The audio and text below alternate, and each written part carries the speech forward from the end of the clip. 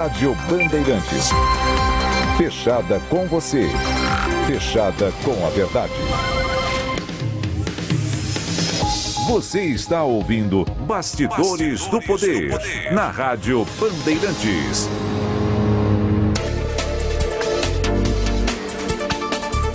E nós estamos de volta com Bastidores do Poder. E agora a gente recebe o promotor de justiça, Ângelo Carvalhais, do MP do Estado de São Paulo, e que está aqui em Campinas. Doutor Ângelo, muito bom dia para o senhor. Bom dia, tá tudo bem? Tudo jóia por aqui. Ele tá trabalhando feito um doido, né? Eu imagino. Ainda bem, trabalha mesmo, porque olha, a coisa aqui em Campinas não é fácil, como o senhor sabe. Mas, Rose... Doutora Ângelo, bom dia. Na verdade, eu gostaria de saber vamos começar com essa história da rachadinha, que nós terminamos o ano, né, com várias denúncias, o senhor entrando aí, né, fazendo um monte de procedimento para poder investigar os vereadores. O que eu preciso saber efetivamente é quantos vereadores estão sendo investigados hoje na Câmara por conta da rachadinha. Bom dia. Bom dia, ouvintes, né? Uhum. Eu tenho comigo 9 procedimentos, cada um de um vereador distinto, e eu só não, salvo engano, o doutor Daniel, que está atuando na 24ª Promotoria, também pega uma parte de patrimônio público, tem mais um ou dois, eu não tenho certeza, mas pelo menos mais um eu sei que ele tem, tá? Então, nós estamos falando aí de 9 ou 10 vereadores, num total de 33, né? Então, daria mais ou menos 30% da Câmara está sendo investigada. Agora, é bom deixar claro, Rose, que essa investigação, salvo um caso que já tem inquérito civil instaurado, ainda essas investigações são preliminares, né? Eu não tenho ainda indícios suficientes para poder acusar ninguém, para poder ajuizar alguma ação de improbidade. E mesmo o inquérito civil eu instaurei com base em depoimentos de servidores que foram ouvidos na promotoria, que confirmaram em tese que dariam uma parte do seu salário para o respectivo vereador. E esses funcionários, né, esses comissionados, eles chegaram a dizer se eles têm como provar essas acusações ou não? Nós temos a possibilidade de quebrar o sigilo bancário através de uma medida judicial, né? Que será o próximo passo em relação ao inquérito civil instaurado, né? Em relação aos que ainda não têm inquérito civil instaurado, eu não tenho como pedir essa quebra por falta de indícios ainda, tá? Mas, em relação a esses dois servidores, um deles disse que não chegou a entregar a parte do salário dele para o respectivo vereador. Por isso que ele só denunciou, porque ficou revoltado com a situação, porque ele foi exonerado exatamente por não ter aceito o pedido do respectivo vereador. O outro disse que durante 3 ou 4 meses ele deu praticamente 1/3 do seu salário líquido para o vereador, que ele sacava na boca do caixa. E ele ficou de trazer os extratos bancários, e eu estou esperando, porque ele teve uma perda familiar, né, de um filho, segundo ele, e ele está ainda bem abalado, e por isso ele ainda disse que ainda não conseguiu ir no banco, tirar os extratos e trazer ao Ministério Público. Mas se não trouxer, a gente tem como fazer essa quebra de sigilo bancário mais para frente, através de uma ação judicial, né? Porque isso não desaparece, né? Mas esse saque... esse extrato bancário mostrando esse saque, ele é uma prova? É um indício forte, né? Se todo mês... porque, veja bem, na situação atual do país, de violência, ninguém fica com dinheiro no bolso, né? Ainda mais cartão magnético, você paga tudo com cartão, com Pix, você raramente tira o dinheiro do banco e leva para casa.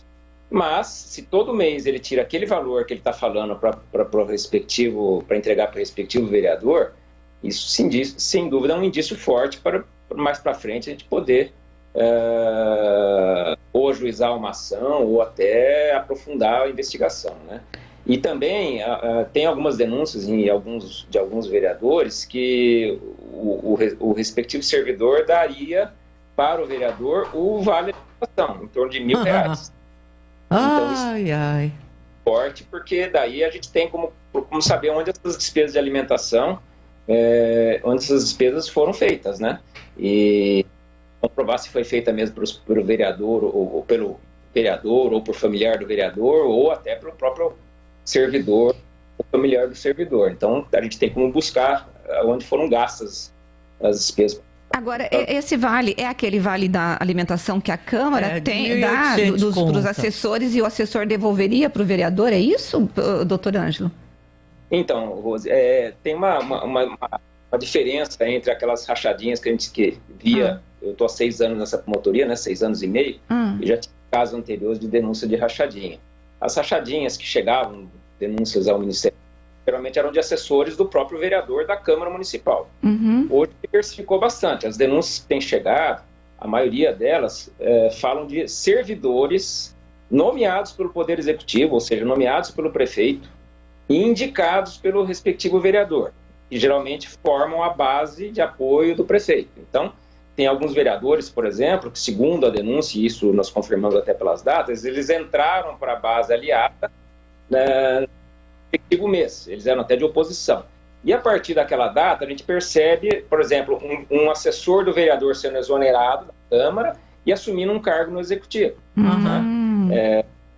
Temos já 3 ou 4 casos confirmados desses assessores. Eles são exonerados, no dia seguinte assumem um cargo no Executivo. E geralmente numa determinada área regional, né, que a gente chama de AR, que é destinada àquele vereador. Confirma essa destinação, tá? Todos os ofícios que foram respondidos pelo município até agora, a prefeitura diz que as nomeações são de livre escolha e por merecimento, e isso é auferido pelo prefeito, e não confirma que aquela indicação foi do vereador. A gente tem elementos para dizer que algumas áreas regionais são destinadas mesmo ao respectivo vereador. Até o administrador regional, às vezes, é nomeado por indicação dele. Tá? Então, assim, o prefeito não nega, mas também não afirma. Né? Mas, em relação ao ticket, eu queria insistir nisso. Esse ticket...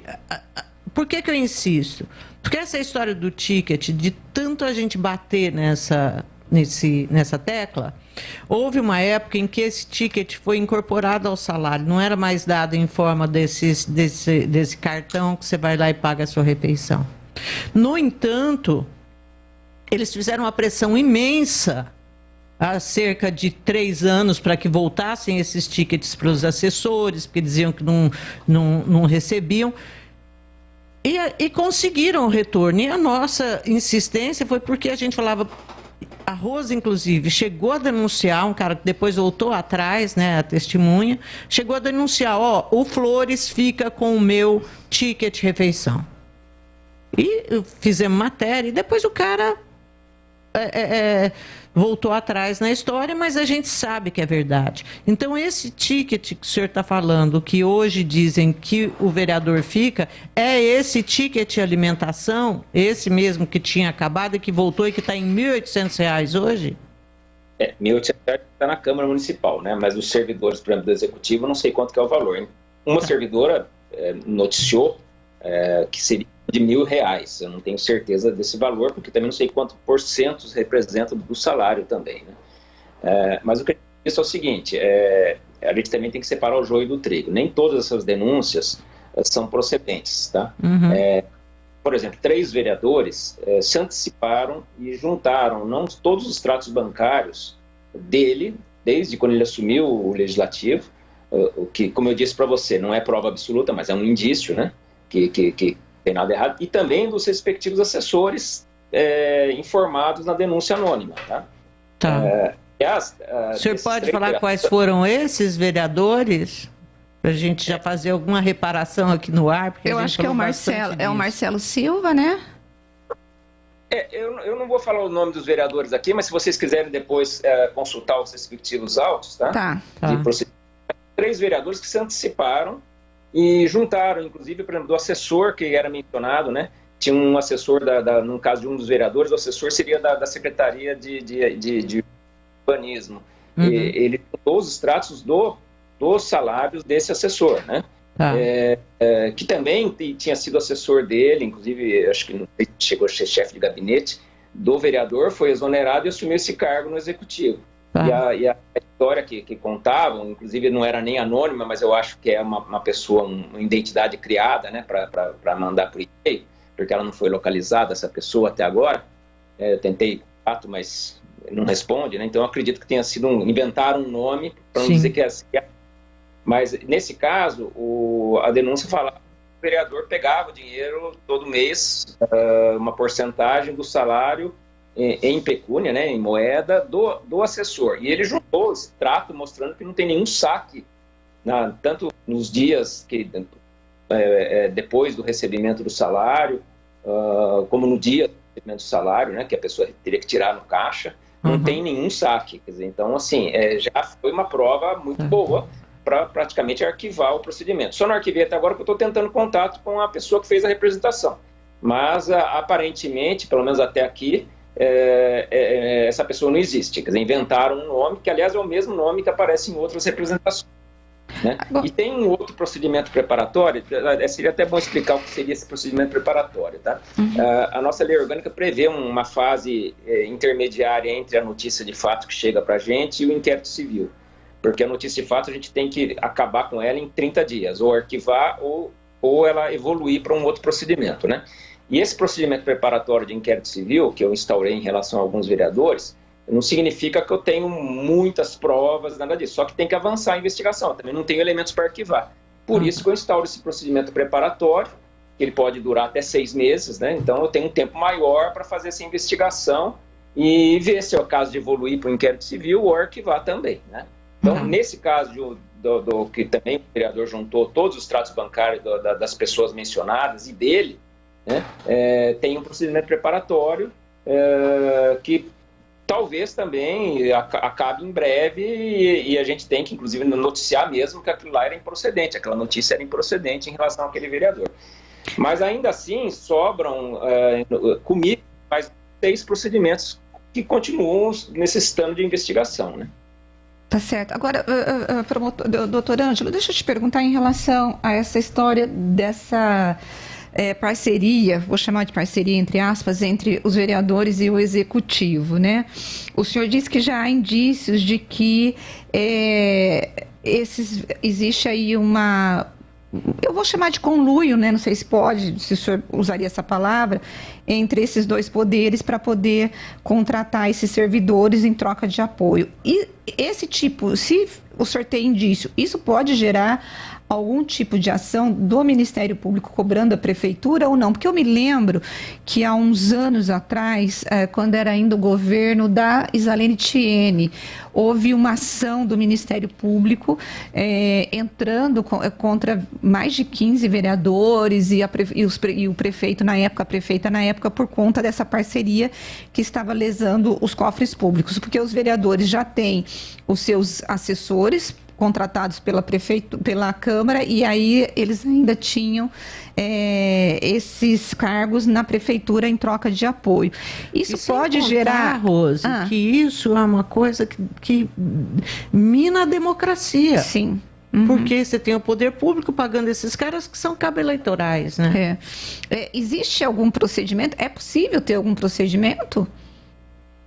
Então, vocês lembram que existe uma ação pela doutora Cristiane Lau, acho que em 2015 ou 2016, para reduzir e também para que os comissionados do Poder Executivo fossem nomeados naquelas funções típicas de assessoria e por merecimento, né? E não assim por indicação. Essa ação foi julgada parcialmente procedente aqui em Campinas, depois a sentença foi confirmada pelo Tribunal de Justiça e hoje está no Superior Tribunal de Justiça. Né? E, inclusive, o antigo prefeito, né, o prefeito Jonas Donetti, conseguiu uma liminar até no Supremo Tribunal Federal para que suspendesse a execução dessas medidas, mesmo com acórdão confirmando a sentença de primeira instância. Né? Então, assim, ela está suspensa a execução dessas medidas e a Prefeitura defende que com essa nova lei aí, regulamentando todos os comissionados, que essa ação teria perdido o objeto. E o Ministério Público não concorda e está esperando o julgamento do recurso especial interposto. Então, assim, tem uma ação pendente em relação aos comissionados, e como também tem uma ação proposta na minha promotoria em relação à Câmara Municipal, que também está no Tribunal de Justiça, que foi julgada parcialmente procedente aqui pela primeira vara da Fazenda Pública para reduzir o número de comissionados e também fixando que os comissionados só podem exercer cargo de assessoria e não cargos de funções, por exemplo, como motorista, como funções técnicas. Funções técnicas são funcionários de carreira que exercem, né? Isso melhorou bastante. A Câmara Municipal hoje tem praticamente mais da metade dos seus funcionários de carreira. Não era assim. Quando nós assumimos aqui em 2015, tinham só menos de 100 funcionários de carreira na Câmara e o resto do mais de 500, o total dava 500, né? Então tinha praticamente 400 funcionários comissionados. Isso mudou bastante. Hoje os vereadores também têm um limite que a própria Câmara resolveu se antecipar e adotar de assessores por gabinete. Agora, em relação ao que você está chamando aí, que a gente conhece vulgarmente por toma lá da cá, né, que são as indicações em troca de apoio, infelizmente, com esse elevado número de partidos que nós temos no Brasil, cerca de 30 partidos, quer dizer, fica muito difícil para o chefe do executivo, em qualquer esfera, no município, no estado, na União, conseguir apoio nas casas legislativas, no caso do município só na Câmara dos Vereadores, sem esse apoio, sem essa indicação dos vereadores. Então, o que eles falam? Que isso aí é da República, que é um princípio republicano, e existiria em vários outros países do mundo, né? Principalmente países com parlamentarismo, né? Mas o problema é saber se essa indicação é pessoas capacitadas, e aí eu acho que o executivo teria que fazer essa triagem, saber quem está sendo indicado, principalmente para os cargos de direção, que são os administradores regionais, né, com salário de mais de R$12 mil por mês. Então, assim, saber quem são esses administradores, eles são competentes.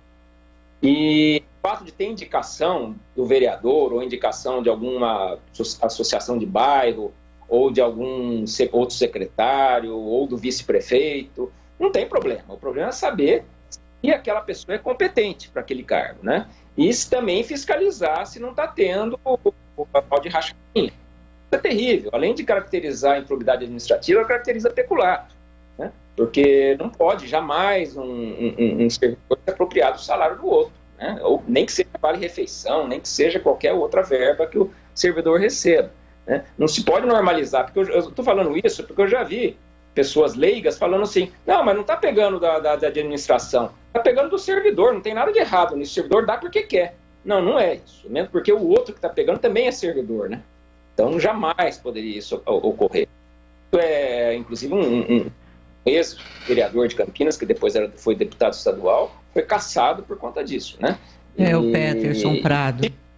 Se ficar provado esses casos, ou pelo menos aí seja um ou outro, né, desses 9 que eu estou investigando, como eu já falei, 3 eu acredito que os vereadores já se anteciparam e os extratos bancários, tudo, quer dizer, ficaram indignados com a denúncia, né? Situação que não se repetiu com os outros 6, tá? Os outros 6 estão só na defensiva, né?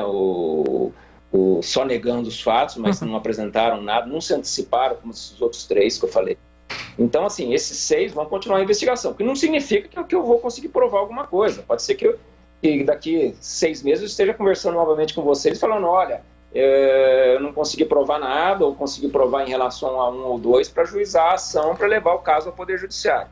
Agora, o próximo passo das investigações é ouvir os assessores, né, porque a minha pauta está carregadíssima por 2 meses para ouvir, né? Nós estamos falando aí de pelo menos 5 assessores do gabinete do vereador e mais os indicados de determinada área regional ou de uma subprefeitura, também tem casos que os indicados são de subprefeituras, né? E também eu conto também com o apoio da imprensa, com o apoio da população. Eu tenho recebido bastante informações anônimas, mas assim, que guardam relação com os casos, e essas informações são preciosas para a gente, né? Por exemplo, olha, tal assessor entrega todo mês o vale refeição. Isso não significa que isso aí seja correto, né? Que seja que seja procedente, mas dá para a gente iniciar uma abordagem, uma investigação, um motivo. E o que eu tenho feito é chamar o assessor e falar, olha, tudo bem, você está negando, você nunca entregou nada para o vereador, então você pode fornecer seus extratos bancários, a gente autua num anexo sigiloso, ninguém vai ter acesso, é possível isso? Se ele nega, eu já fico com a pulga atrás da orelha, né? Falar, tem alguma coisa, então vamos pedir a quebra de sigilo bancário mais para frente, tá? Então, assim, e muitos têm aceitado fornecer, e ele mesmo já forneceu os extratos bancários. Como eu disse, não é uma prova absoluta, mas é um indício que tem alguma coisa, ainda mais se ele estiver admitindo que entrega uma parte do salário para o respectivo vereador. Então, se isso vem corroborado pelo saque todo dia do que ele recebe o salário e tem aquele valor, sempre o mesmo valor, né? Mas isso não é absoluto. Já teve casos que as pessoas denunciavam que ele não sacava o dinheiro e entregava para o vereador, sim, ele pagava algumas contas do vereador, tá? Isso nós vimos em outros estados da federação, né, que o determinado assessor pagava diretamente as contas de escola dos filhos do parlamentar, né? Então, assim, isso pode acontecer, tá? Então, por isso que eu falei para você, não é uma prova absoluta, não tem saque nenhum, então ele não faz rachadinha. Pode ser que faça. E também nós tivemos casos também de denúncias que falavam que o determinado assessor ou servidor comissionado nomeado, né, depois de indicação do vereador, pagaria, por exemplo, um aluguel de uma igreja. Isso não confirmou, tá? Só para deixar claro, porque ele juntou o contrato de locação, inclusive com data anterior à nomeação dele para aquele cargo. Nem também o vereador tem alguma participação naquela igreja que ele alugou o imóvel, né? Mas eu estou só mostrando que isso pode acontecer. Os artifícios, né? Sempre a vantagem é a entrega do salário, né? Tá. Agora, então essa história do aluguel da igreja não ficou confirmada, então não conseguiu comprovar. Não, o servidor que foi nomeado até como administrador regional de uma AR, né? Ele juntou o imóvel é dele mesmo, ele locou para uma sociedade civil que é da igreja evangélica, mas não tem ainda nenhuma ligação, ainda não terminei esse procedimento, tá? Mas ainda não tem nenhuma ligação com aquele vereador, né? Teria com a sociedade civil. Que negou também que pelo contrato social o vereador não faz parte da direção dessa sociedade civil. Agora, o que está faltando ainda eu ver é se os assessores do vereador, se ainda falta informação da Câmara Municipal, se eles têm alguma ligação com essa igreja, ou até com a própria AR, né? Porque o administrador regional também negou que tenha sido indicado pelo respectivo vereador, tá? Ele falou que foi indicado, inclusive, pelo vice-prefeito, porque ele era presidente de uma associação de bairro, sempre trabalhou junto com a prefeitura, e por conta disso o vice-prefeito o indicou para ser o administrador regional. Então seria indicação desse determinado vereador. Mas a gente tem como cruzar as informações, por exemplo, como eu disse para você, eu percebi isso em 3 ou 4 casos, tá, investigando. Os assessores da Câmara Municipal, exonerados, no dia seguinte assumem um cargo no Poder Executivo. E, geralmente como comissionado de uma determinada AR ou subprefeitura. Tá? Então não tem como dizer que não foi indicado para o respectivo vereador, né, em minha opinião.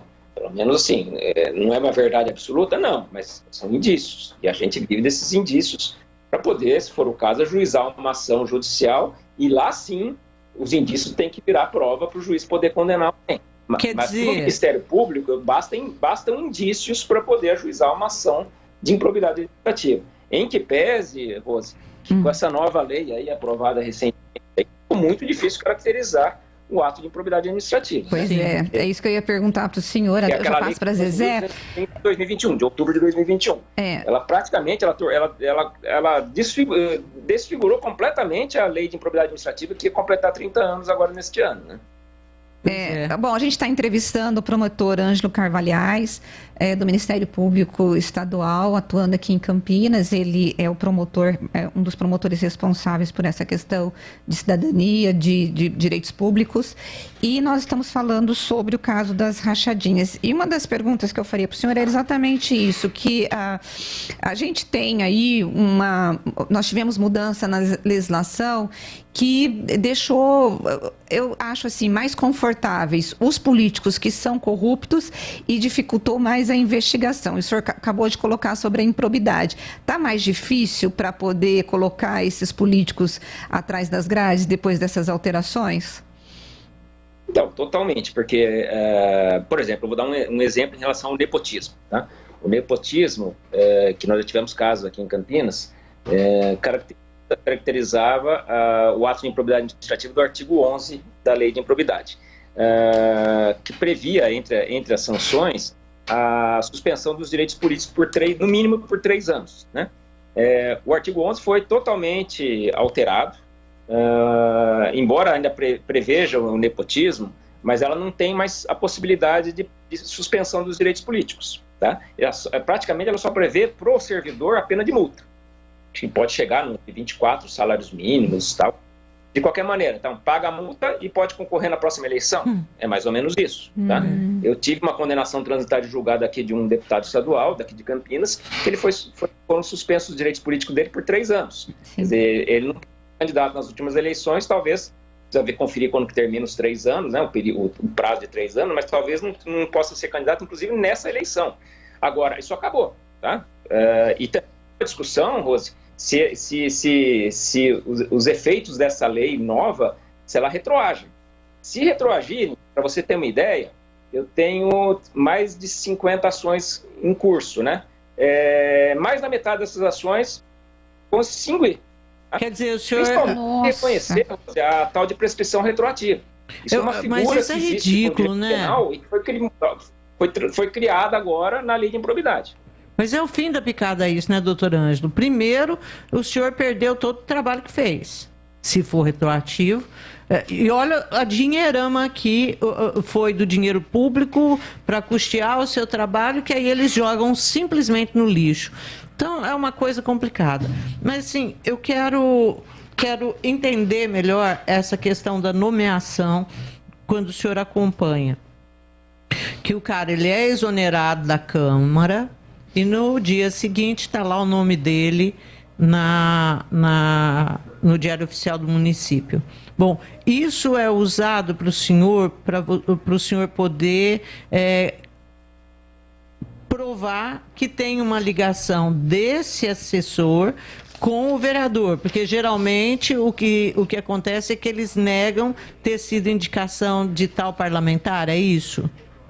A maioria nega, tá? Mas tem muitas pessoas, às vezes até em outros procedimentos, né? Eu tinha um inquérito civil que apurava uma licitação de uma ONG que foi contratada pela Secretaria de Serviços Públicos, e eu lembro que eu ouvi um servidor muito humilde, tanto que eu tive que ouvir ele pessoalmente, mesmo durante a pandemia, porque ele não tinha nenhum dispositivo para poder prestar o depoimento por videoconferência, e tanto que ele estava trabalhando até como reciclador de lixo. E eu perguntei para ele, você trabalhou como comissionado na Secretaria de Trabalho e Renda? Eu trabalhava para o vereador tal. Quer dizer, eu falei, mas como para o vereador? Você é funcionário da Secretaria de Trabalho e Renda. Não, mas eu era funcionário do vereador. Quer dizer, então, assim, às vezes eles têm isso na cabeça, assim. Não, eu fui indicado pelo vereador, eu sou funcionário do vereador, mesmo trabalhando no Poder Executivo. Mas a maioria nega. A maioria nega, foi nomeado pelo prefeito, por indicação... de associação de bairro, o que seria legítimo. Tenta livrar. Mas eu volto a dizer, não há ilegalidade no vereador indicar o servidor. Tá? Mas é um indício a partir do momento que se nega que tenha indicação. Sim. Não houve indicação nenhuma. Eu não tenho nenhuma indicação naquela determinada R. E a partir do momento que um ou dois assessores dele são exonerados e pouco depois assumem um cargo naquela R como comissionado, é um indício razoável de que houve a indicação. E a partir daí investigar se teve ou não a tal de rachadinha, né? Ou entrega de qualquer outra vantagem patrimonial, né? Ok. Agora, doutor, tem também alguns outros procedimentos ligados a 2 secretários aqui de Campinas, que é o secretário de Saúde e o secretário de Educação, que eles estavam com acúmulo de cargos, né?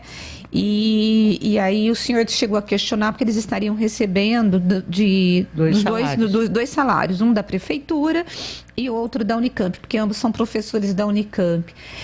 O que deu esse processo? Como que foi a solução? Eu sei que o de Educação acho que vai resolver porque ele se aposentou da Unicamp, né? Mas o senhor estava pedindo, inclusive, a devolução do salário que eles receberam durante esse período em que eles estavam atuando na prefeitura, mas recebendo dos 2 lugares.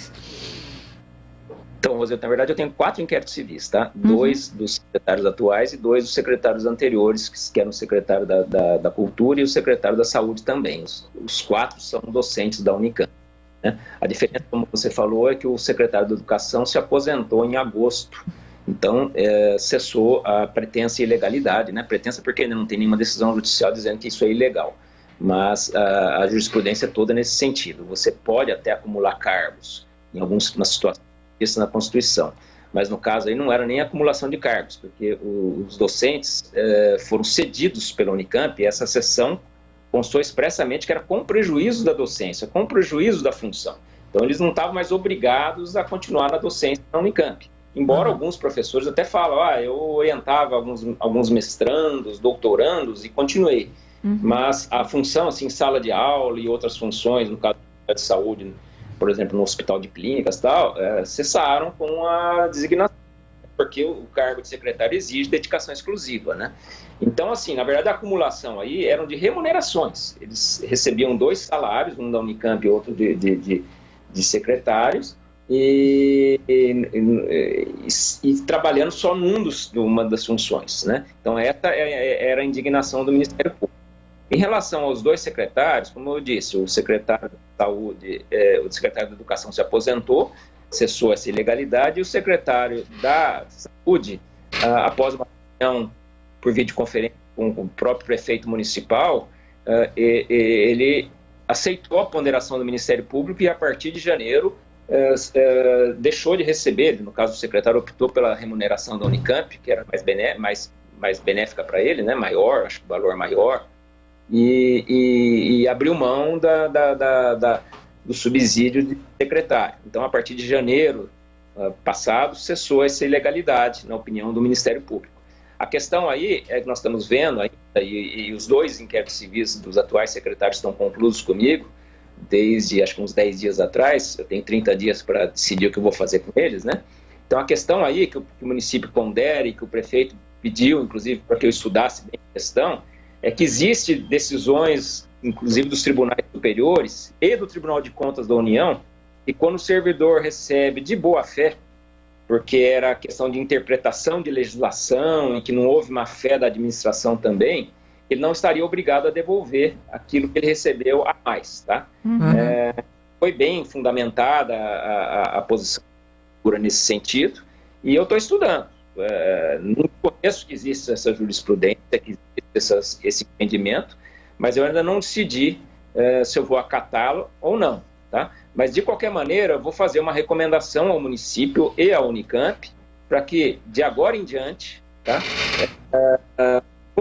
Sessões, no caso da Unicamp, ao ceder um docente para ocupar qualquer cargo no executivo estadual ou municipal, conste expressamente da portaria de sessão, né, da decisão que cedeu ao funcionário, que ele pode até optar pelo continuar recebendo o salário da Unicamp, mas desde que exclusivamente receba aquele salário, e não que receba os 2 cumulativamente. Né? E mais, vou recomendar ao município que faça o recebimento para a Unicamp.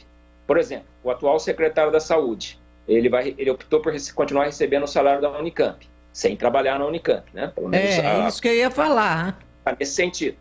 Não é justo que o município deixe de pagar um salário de secretário e a Unicamp pague o salário inteiro de um docente sem que ele trabalhe lá. Então, a minha recomendação será que o município faça um ressarcimento para a Unicamp, não do salário integral que ele recebe lá na Unicamp, mas sim do subsídio destinado ao secretário respectivo, né, que está em torno, acho que, de R$23 mil, né? Sim. Então, assim, todo mês a prefeitura pagaria. Essa vai ser a minha recomendação. Eu acho justo, É muito viu, justo doutor Ângelo? isso. Tá louco, Sim. porque é isso que eu ia falar. E a Unicamp lá paga o salário e o cara não trabalha lá. Não é certo. Tem coisas que não são certas. Não, e isso acontece. Já tive um caso aqui em Campinas de uma servidora cedida para a prefeitura de Recife por vários anos. E a prefeitura de Recife restituía todo ano, ela restituía o município de Campinas do salário. Tá? Uhum. Então, assim, é possível essa cessão, mas desde que não acarrete o ônus, né? Uhum. A cessão sem ônus é naqueles casos em que não existe servidor apto, por exemplo, aconteceu isso muito tempo na Justiça Eleitoral, acho que vocês lembram disso, né? Quase todos os servidores da Justiça Eleitoral eram cedidos pelo município, pela Sim. Sanasa. Por quê? Porque a Justiça Eleitoral não tinha quadro próprio de servidores. Uhum. Então, tudo bem, não teria como a Justiça Eleitoral ressarcir o município. Mas, na maioria dos casos, ainda mais estamos falando aí da Prefeitura de Recife, por exemplo, ela era obrigada a restituir o município de Campinas. Tanto que deixou de restituir durante um tempo, e daí eu recomendei que o município de Campinas ajuizasse uma ação cobrando. E ela fez, e a Prefeitura de Campinas fez isso. Ela ajuizou uma ação contra a Prefeitura de Recife, cobrando o valor determinado, o valor do ressarcimento, né? Nossa, quanta coisa, né? Rose, Olha, nós vamos convidar o senhor para vir aqui a cada mês, hein? contar tudo Contar pra as gente que novidades. tá se passando aí nessa promotoria, porque essa aí é agitada. Coitado, tá trabalhando feito um louco. Eu lembro que ele tava de férias e eu tentando falar com ele. Ele, eu tô cheio de coisa. Mas tem serviço aí para os próximos Eu meses, não né? ter falado os nomes dos vereadores, porque eu até não acho ético isso, né, numa entrevista, ficar citando os nomes, tá? Tá. Mas os respectivos procedimentos, salvo um deles que eu decretei sigilo, os outros 8 correm na promotoria normalmente. Então, também vocês estão lá aptos a examinar os respectivos autos do procedimento, analisarem o que já tem de elementos para poder tirar o juízo de vocês nessa fase de investigação. Tá? Em regra, o procedimento corre livremente, né? Esse caso que eu decretei sigilo foi a pedido, inclusive, das próprias pessoas ouvidas que temiam, uma delas, pelo menos, perder o emprego em relação ao depoimento que ele estava prestando, né? Então, por isso que eu decretei sigilo. Mas é exceção. A maioria dos casos tem publicidade, vocês estão aptos aí, se quiserem, comparecer na promotoria e examinarem os respectivos autos, tá? Tá certo. Tá ótimo. Muito obrigada, viu, doutor Ângelo? Isso, muito obrigada. E como a Rose disse, olha, reserva um tempinho sempre pra gente. Trabalha até de madrugada e aí dá um tempinho para vir aqui com a gente conversar. Muito obrigada mesmo, viu, doutor Ângelo? Uma boa semana e um bom resto de dia. Obrigado, sempre é um prazer conversar com vocês.